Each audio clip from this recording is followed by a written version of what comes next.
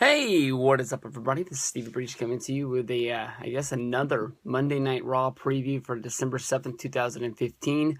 I did a Monday Night Raw preview last night, basically saying that this was the go-home show to TLC, and, some stuff might happen, but in the end, I'm not really expecting a whole lot. But when I turned on Wrestling Observer and listened to the radio this morning with Dave Meltzer and Brian Alvarez talking about all the wrestling news that went down this weekend, and honestly, there wasn't much. They opened up the show with Dave Meltzer saying that he had been talking to people at WWE, basically saying that WWE was in for some big changes tonight on Monday Night Raw.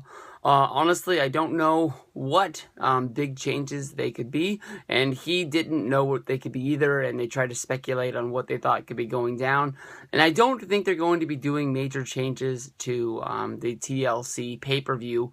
I think they would come off looking really foolish if they would book a pay-per-view and then ultimately change it at the last minute. If you can remember back to 2011 when they were going to do CM Punk against Kevin Nash, and then I believe it was on the a go-home edition of Monday Night Raw. Basically, as the show was going to end, they just had the main event and they went to the back and they had Triple H in the back, face-to-face with CM Punk, basically saying, oh yeah, and at the pay-per-view, you're not facing Kevin Nash, you're facing me. I thought that was hilariously stupid. It didn't make any sense. Basically, they were changing a match that, had a little bit of build that was supposed to be a main event caliber match of Triple H actually wrestling in a match. In 2011, he wasn't wrestling all the time.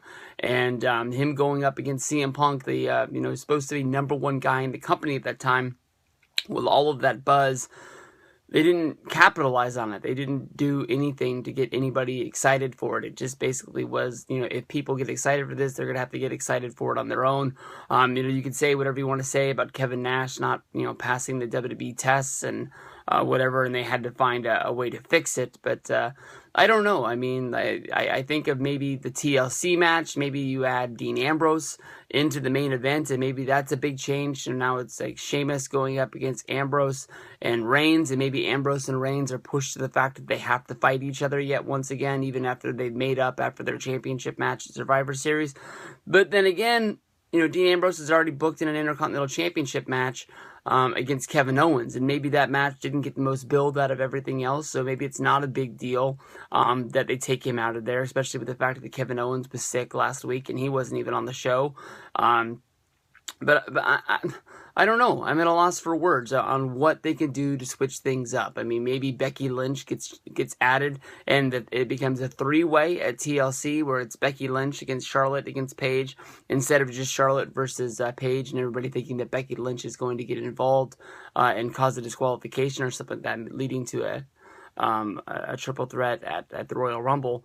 But what big changes do you see coming, or do you think this is just a way of WWE trying to get buzz out there for Monday Night Raw? They had an increase in ratings last week because of the fact that the Browns and the Ravens played, and they're both teams that don't even have their starting quarterbacks from the beginning of the season playing. Matt Schaub was playing for the Ravens with Joe Flacco being out, and I don't even know who was the quarterback of the Browns. All I know is it wasn't Manziel. So it ended up having a big ending at the end of the game with the blocked field goal for the return. But that was after Monday Night Raw had already ended, I believe. So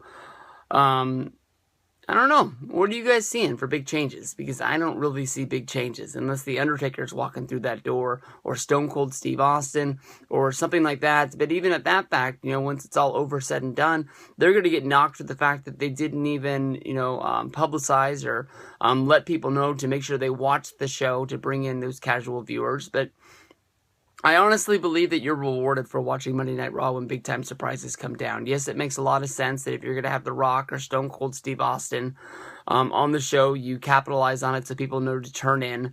And I'm not saying that those people are going to come in. I'm just trying to brainstorm any idea that could be big changes. Because, they just put together the League of Nations, unless they're going to add more people to the League of Nations and make this into the new NWO. They've already got 4 members in there. The 4 members sort of make sense, coming from around the globe, and they say they're more famous in their, country than they are in the WWE, but four guys banding together to have one cause of, I guess, Sheamus being the champion.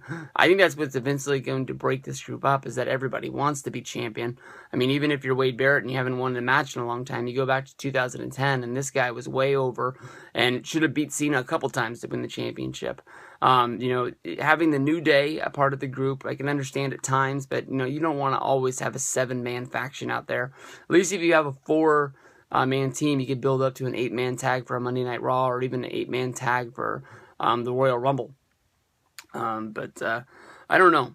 I don't really see any big changes, but everybody's going to be wondering what big changes are coming. But I think that, honestly, people that, watch Monday Night Raw week in and week out, if, The Undertaker or The Rock or somebody like that shows up, they should be rewarded for watching week in and week out, because it's hard. And, the people that do it, they should get something like that so they can actually be one of the lucky ones. And it's not hard for people to find stuff, with YouTube and WWE putting up, videos throughout the show, as well as, GIFs and things like that. It makes it the point where sometimes you don't even have to watch the show to get everything that's going down.